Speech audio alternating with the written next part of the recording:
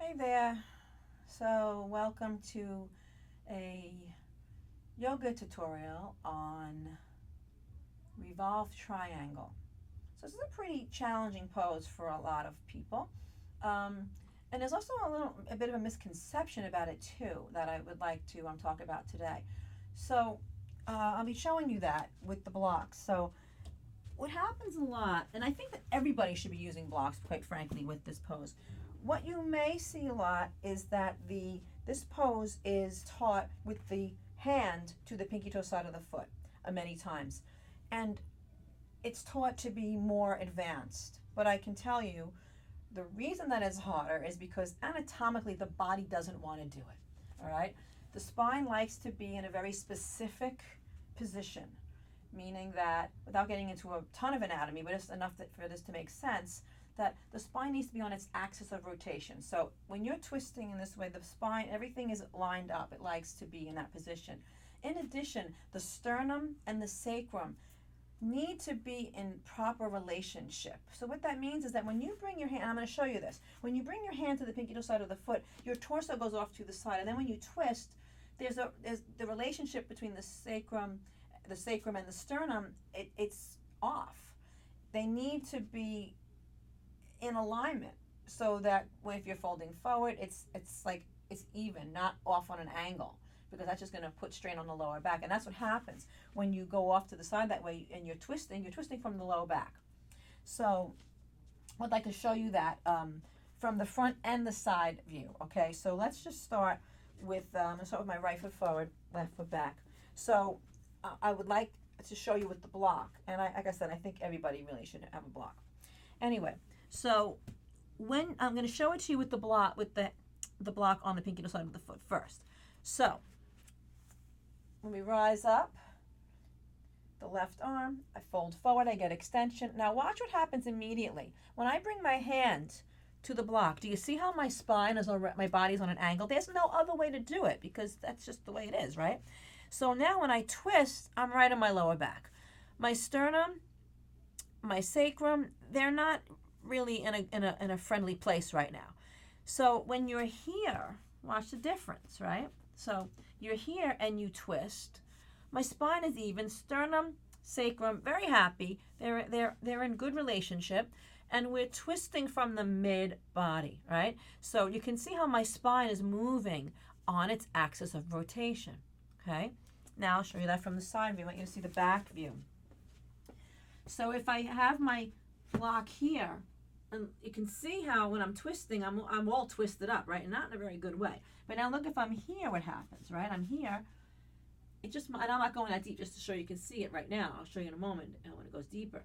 But see how not only is it more comfortable, I mean, it's a hard pose regardless, but not only is it more comfortable, but it actually, you can go deeper when you have things in alignment, because the body's like, oh, okay, this feels good. I can do this. The body's going to fight you every step of the way if you're putting it into a position where it's going to get hurt.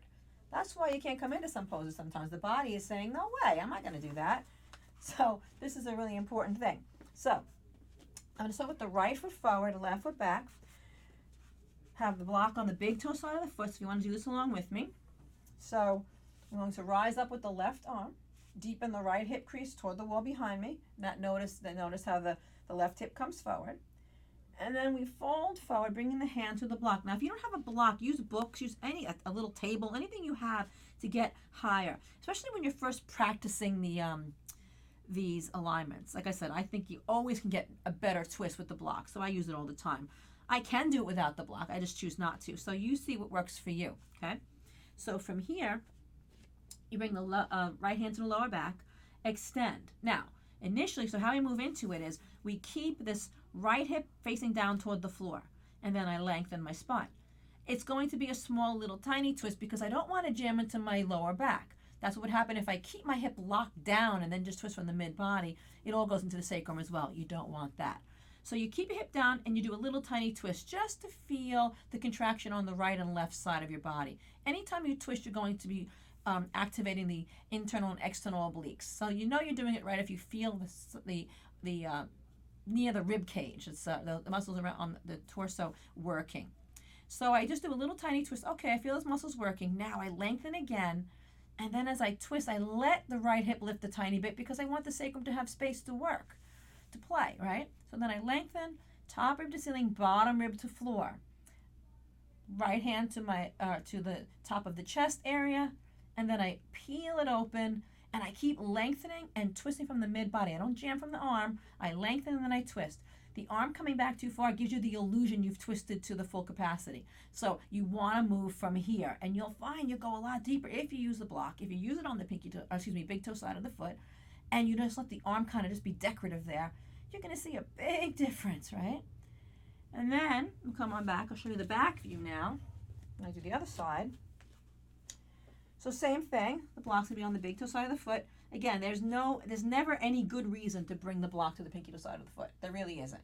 It's not going to make your practice any more advanced. It's only going to really hurt you in the long run. So we rise up with the right arm, and then we fold forward and bring the right hand to the block. Make sure that the wrist crease is directly underneath the shoulder. Always start with the opposite hand on the lower back. Lengthen, always get extension. Then we twist, you keep, and actually, like I said, you can be here, or you can, if you need that help to keep the hip down, then bring your thumb into your hip crease. Lengthen, twist a tiny little bit, check it out. Okay, feels good. And then lengthen and let the hip lift a little bit as you initiate the twist from the navel. Navel twist toward the left side of the room. Notice that I'm not here, right? I'm nice and even. You can even lean back a little bit. You can bring your back. So if you're twisting to the left, in this case, I can lean toward the right a little bit. I might be able to look, I have a little more space then. And then I measure out the arm. I rise up with the arm. And I keep inhaling, lengthening, exhale, and twisting. So this is not an easy pose even when done correctly. Can't tell you it'll be easier, but I can tell you it will be more easeful. Your body will like it. So you'll be able to get a little bit deeper a lot quicker than if you were doing it incorrectly. So I hope that was helpful for you. If you have any questions, of course, please feel free to leave that in the comments, and I'll be sure to answer you. But give it a try and see how it feels. So thanks for playing along today. Namaste.